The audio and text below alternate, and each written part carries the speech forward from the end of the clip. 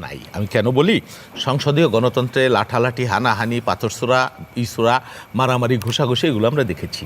হ্যাঁ, কিন্তু আলহামদুলিল্লাহ এই সংসদে এরকম কোনো কিছু দেখি না। আমি স্পিকার এবং ডেপুটি স্পিকার যিনি সংসদের অভিভাবক, আমি তো দেখি তারা বিরোধী দলকে সবসময় প্রোটেক্ট করে, সিরিয়াসলি প্রোটেক্ট করে এবং দৃশ্যমানও আছে ঘটনা। আজকেই তো গতকালও না আজকেই স্পিকার একজন জুলাই শহীদের মা যিনি সংসদ সদস্য, আইনমন্ত্রী বক্তব্যের সময় যে একটা জিনিস মাথায় রাখবেন যে উনি একজন শহীদের মা, সেইভাবে কথা বলবেন, নট দ্যাট। এবং বিরোধী দলের দায়িত্বশীল বিরোধী দলের হুইপ থেকে শুরু করে ফ্লোর চেয়েছে, ফ্লোর পায় নাই সিনিয়র সদস্য, একবারও হয় নাই। ইভেন আমি বলি, শেষ করি, ইভেন এই যে আমাদের হান্নান মাসুদ, আমাদের সংসদ সদস্য, আমাদের সহকর্মী, সে যতবার বক্তৃতা দিয়েছে এই পার্লামেন্টে আজ পর্যন্ত আমি তার অর্ধেকবারও দিতে পারিনি। আমি বললাম আমিও ফ্লোর চেয়েছি, পাই নেই কিন্তু, এবং অনর্গল বক্তৃতা। এখন হয় কি, যখন আমার বক্তৃতা তার পছন্দ না, তারাও হই হই করে।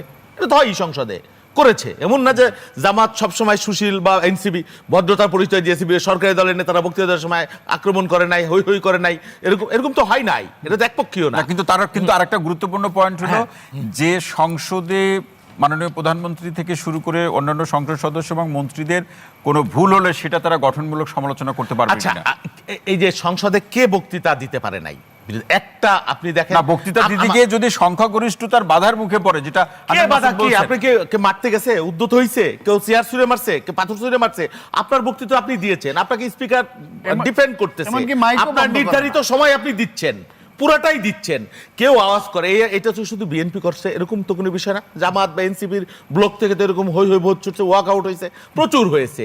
তো এটা তো সংসদীয় কালচার, সংসদীয় কালচার। তো আপনারা অনেক অসত্য মিথ্যা বক্তব্য দিয়েছেন, আমাদের কেউ ভুলভাল হয়তো দিতে পারে অসত্য, এটা তো হয়েছে। সুতরাং সংসদে প্রাণবন্ত নাই, কার্যকর নাই, এটা বলা খুবই দুঃখজনক, দুর্ভাগ্যজনক। এবং সংসদ যদি প্রাণবন্তই থাকে, আমরা সেটাই ধরে নিচ্ছি, আপনার আলোচনাকে আমরা ধরে নিচ্ছি, তাহলে জামাত বা এনসিপি রাজপথে ফিরতে চায় কেন? বা এটা তাদের পলিটিক্যাল মানে কি বলে স্ট্যান্ড, এটা বিরোধী দল বিরোধিতা না করলে কেমনি হবে, বিষয়টা তো এরকমই, অন্য কোনো কিছু না।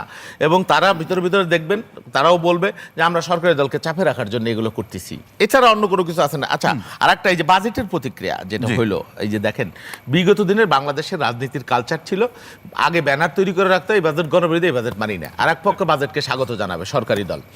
আমরা বিগত কয়েক বছর বিএনপি কিন্তু এই ট্রেন্ড থেকে বের হয়ে গেছিলাম, আমরা বুঝে শুনে 2 দিন পরে আনুষ্ঠানিক রিপারকেশন একদিন পরে আমরা দিয়েছি, কিন্তু কয়েক বছর যাবত। তার আগে এটা ছিল, এই যে এনসিপি জামাতে অনেক আধুনিক শিক্ষিত কিন্তু সংসদ সদস্য হয়েছে, মানে ইয়ং লিডারশিপরা, তারা এনসিপি দিয়েছে কিনা মিছিল আমি জানি না, কিন্তু জামাত ইসলাম বাজেট শেষ হওয়ার আগেই কিন্তু মিছিল শুরু করে দিচ্ছে, এই বাজেট গণবিরোধী।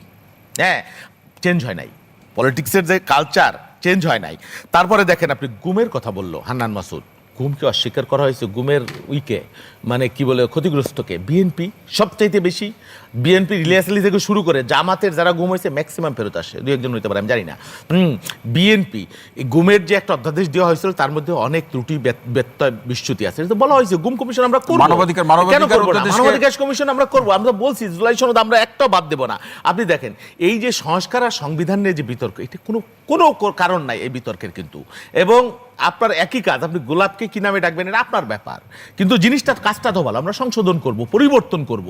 আপনি সংস্কার মানে কি, সংস্কার মানে কি ফেলে দেওয়া? সংস্কার মানে আপনি একটা ঘর যদি সংস্কার করতে চান, তার মেমোরি ধরে রাখতে হলে এইটা নিয়ে অহেতুক বিতর্কের কারণে বিতর্ক, তাছাড়া অন্য কোনো কারণ আছে আমি অন্য কোনো কারণ আছে বলে মনে করেন বাউল ভাই? জি, মানবাধিকার কমিশন